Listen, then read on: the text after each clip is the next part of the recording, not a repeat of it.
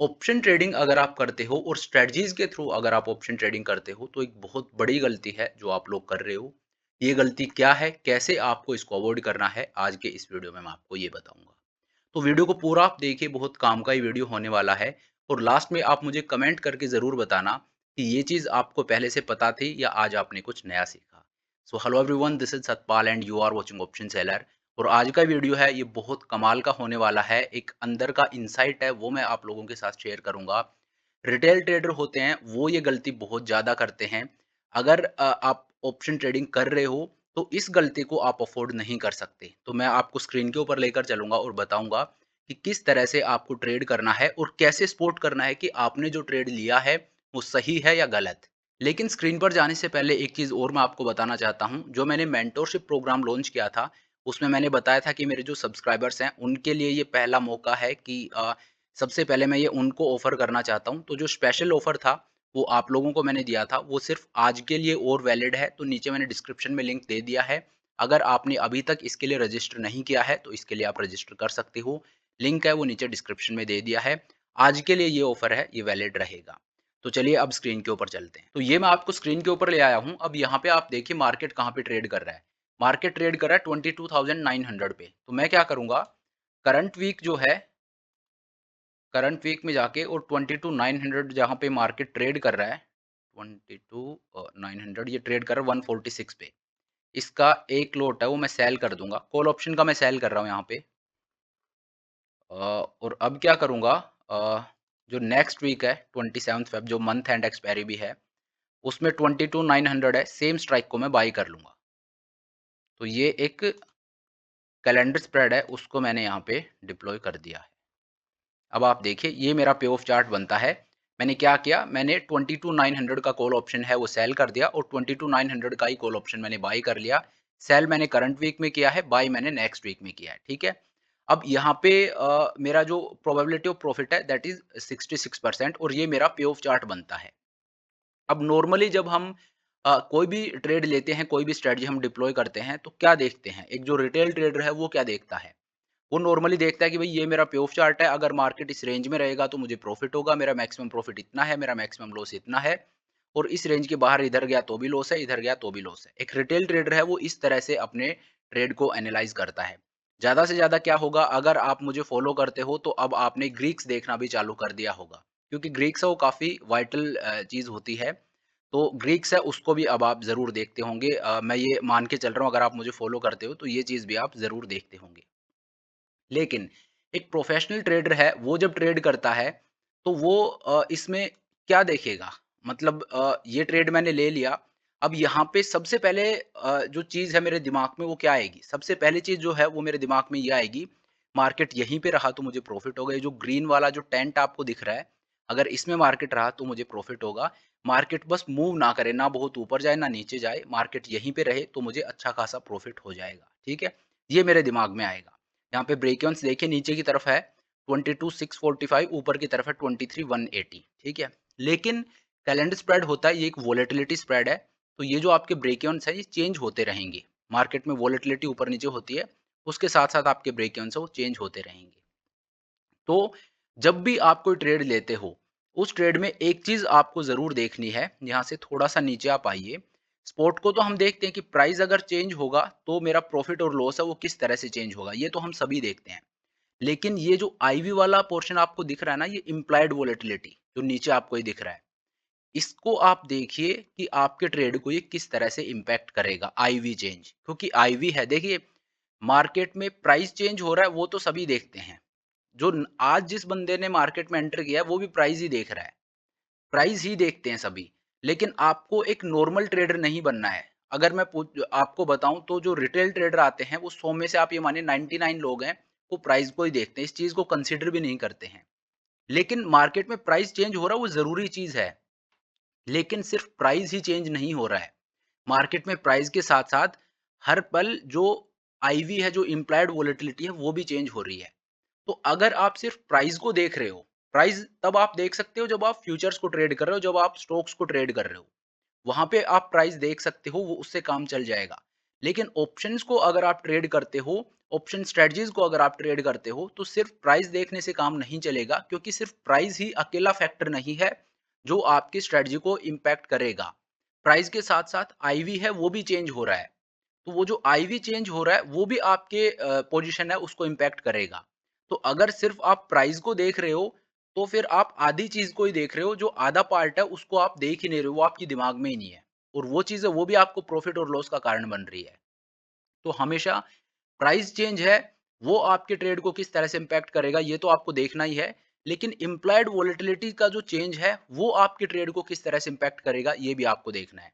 अब इस केस में आप देखिए, जब भी आप चार्ट को देखो, तो ये जो ब्लू लाइन आपको दिखती है ना, इसको आप कभी भी इग्नोर मत करना, क्योंकि जो आईवी वाला पार्ट है ना, वो चेंज होगा तो आपके ट्रेड में किस तरह से प्रॉफिटेबिलिटी चेंज होगी, वो मोर और लेस इससे भी आपको पता लगेगा। कैसे, मैं आपको दिखाता हूँ। देखिए यहाँ पे जो मेरे ब्रेक इवन्स है वो कितने हैं, 22,645, नीचे की तरफ 22,600 के आसपास है, ऊपर की तरफ 23,200, 23,180 के आसपास है, ठीक है। अब आपने ट्रेड लिया, इसके बाद मान लीजिए मार्केट में जो वॉलेटिलिटी है वो गिर जाती है, ठीक है। तो ये जो आईवी वाला पार्ट है ना, इसको आप एडजस्ट करके देख लीजिएगा जब भी कोई ट्रेड को लेते हो, कि आईवी का चेंज कैसे मेरे ट्रेड को इम्पैक्ट करेगा। तो मेरे ब्रेक इवन्स अभी आप देख लीजिए कहाँ पे हैं। अभी के लिए अगर मैं आपको बताऊँ, तो ऑलमोस्ट 500 पॉइंट की मुझे प्रॉफिटेबल रेंज मिली है। अगर मार्केट में वॉलेटिलिटी है वो नीचे गिरती है, अभी ये ब्लू लाइन को आप देखिए, ठीक है?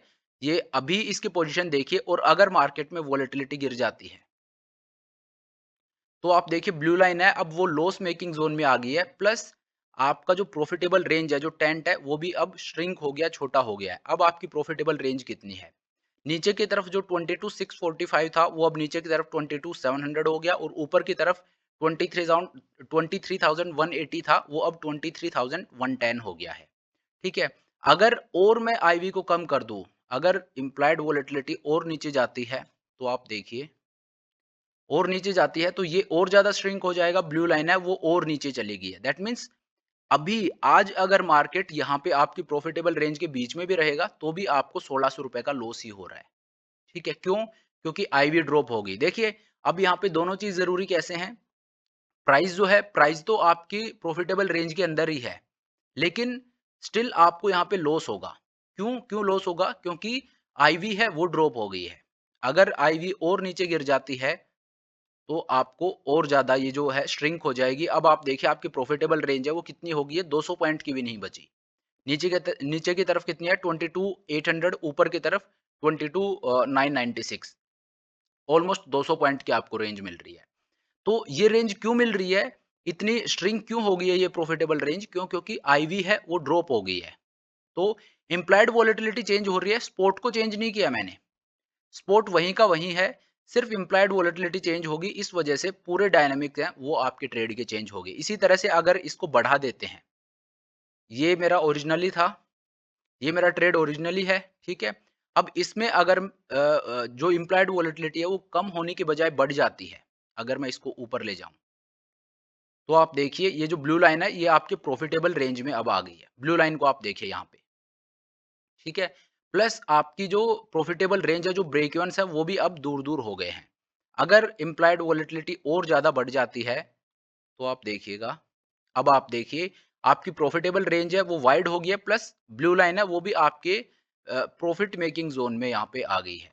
अगर इसको मैं और बढ़ा दूँगा, तो ये और ज़्यादा ऊपर हो जाएगी, ठीक है? अब आप देखिए आपके जो ब्रेक इवन्स है वो नीचे की तरफ कितने हैं, अब आपकी जो रेंज है वो ऑलमोस्ट 1000 पॉइंट्स की हो गई है। नीचे 22,400, ऊपर 23,400, ठीक है? तो और यहाँ पे अब आपकी प्रोबेबिलिटी ऑफ प्रॉफिट देखिए 92% हो गई है। तो अगर इम्प्लॉइड वॉलेटिलिटी बढ़ती है, तो आपकी प्रोबेबिलिटी ऑफ प्रॉफिट बढ़ रही है, आपका ब्रेक इवन्स है वो दूर-दूर शिफ्ट हो जाते हैं, आपकी प्रॉफिटेबल रेंज बढ़ रही है।